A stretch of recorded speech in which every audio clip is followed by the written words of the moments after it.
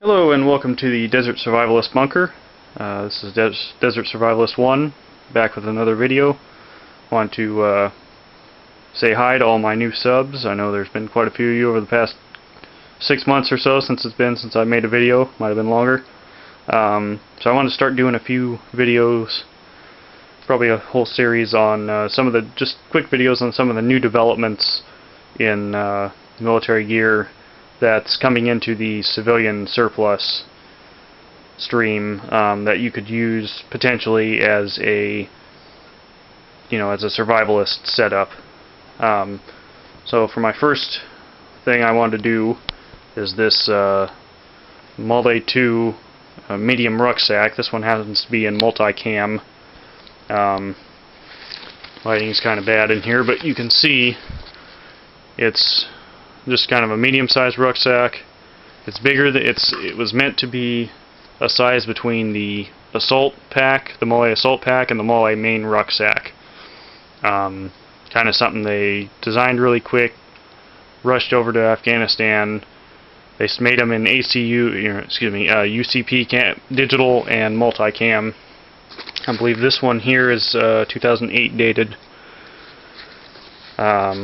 And it's kind of a semi-rigid backpack because it does have a frame, and you can kind of see it's just a giant U shape. There's the bar, two supports, and then there's no frame up across here. It's just these frames just kind of go up into those little pockets, and that's your frame. I have kind of carried this one around. It's a pretty solid pack. You can pack a bunch of stuff into it. I like that they added Mole on the waist belt to where you could put pouches on. This is my new bug out bag, by the way. The shoulder straps are very beefy, reminiscent of the main ruck, and then you can adjust kind of the length of it there. Has a nice drag handle, and marked on the front. You can kind of hang stuff off the sides. There's lots of Mole on the sides. Nice heavy-duty plastic zippers, which I've always been somewhat ambivalent about, but that's what they use. It's got the main compartment, it's got this kind of top compartment there, and it's got this larger bottom zip compartment down there. So it's not really subdivided very well. I'll show you a quick look inside. It does have, you can barely see it, does have kind of that subdivided radio pocket there, so that's a whole deal in the back, and then just the main compartment, lots of MREs. Then this is the kind of the main top compartment. If I can get it open, it does have some dividers in there. Has this nice ring, there we go, for my flashlight. Some dividers, so that's pretty nice. And then this one here, this bottom one, is just one compartment. It too has, I think, one or two little dividers. You can't really see too well. There's like one in the front, one in the back. Overall, it's a very nice pack. I did forget to say you can use a camelback with it. It's got the standard drinking tube set up there and on the side. It's got compression straps. Overall, I like it. Some people, the reviews I read online, they don't like it just because it's not subdivided very much, or it doesn't have the extreme capacity of the large ruck, but overall, for my use as kind of, as a general 72-hour bag, this is pretty good. These are pretty expensive. I think this one ran me about $180.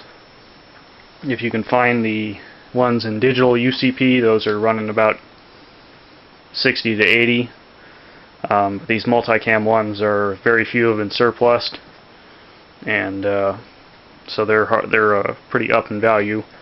Another new thing, and I say new, these have been around, some of this stuff has been around since 2006 when they came out with it, Stuff that's only been around since about 2013 or so.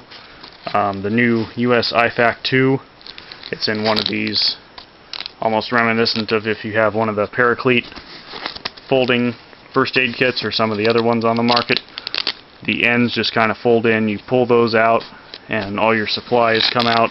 It's got MOLLE all over the front and the top. And then this is the other component that comes with it. This is the tourniquet case. Holds one tourniquet. And again, I think that just rips. You rip that off and rip it out the top if you need to get into it. It's real handy, just takes up one MOLLE slot. This one's pretty wide, takes up a few more, but got all those life-saving supplies, so that's worth some real estate. Also got the 100-round utility pouch over here for some extra cargo space. So if you're looking for a good pack for your preps, this is going to be a decent one. You can see it's pretty long once you get it on your back, fully loaded. But that's with any of the 72-hour type. They tend to do that. I also just got a sample of some of the other pouches, the multicam that you can hang on there. This is the 6-mag shingle, they call it. This is more for the vest. Now I've got the flashbang, or yeah, 40mm grenade pouch. This is the double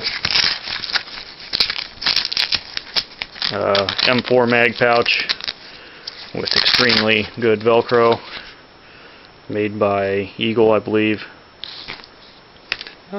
This is a London Bridge Trading triple mag pouch for handgun. I don't know that these were ever issued. I did get this one direct from the government auction place, but I don't know how many units actually use those. And then I've also got, you can get some random little pouches, like this is a blower pouch from the Army Air Warrior system that you can kind of use to hang off extra gear or whatnot. So multicam gear is a very good way to go. You know, evaluate the strengths and the weaknesses of the camo against whatever terrain you're in. Where I'm at, you know, if you're in kind of a grassland, not full, you know, sand, dirt, desert, but, you know, if you got kind of mid-range grass or something like that going, it works pretty well. Has some effectiveness in the forest. If you're in pure desert, you know, like Southern California or somewhere, when there's just dirt, or, you know, Iraq or somewhere, I'm not too sure how effective it would be, but the Army seems to think it will be good. But I would definitely consider multicam gear for your prepping needs if you have some money to spend. This stuff isn't cheap. It's kind of hard to come by, but